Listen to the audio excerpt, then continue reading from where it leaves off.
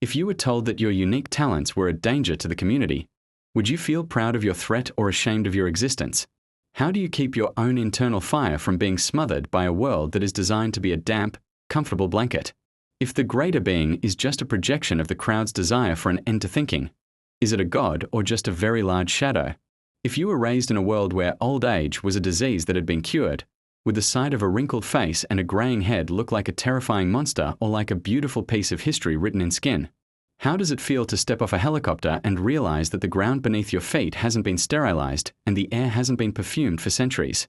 If your entire sense of morality was built on the phrase cleanliness is next to fraudulence, would a bit of dirt on a child's face feel like a personal assault on your soul? Do you believe that a life without soma is a life of unnecessary suffering? Or is the pain of the sun and the sting of the wind what actually tethers us to the earth?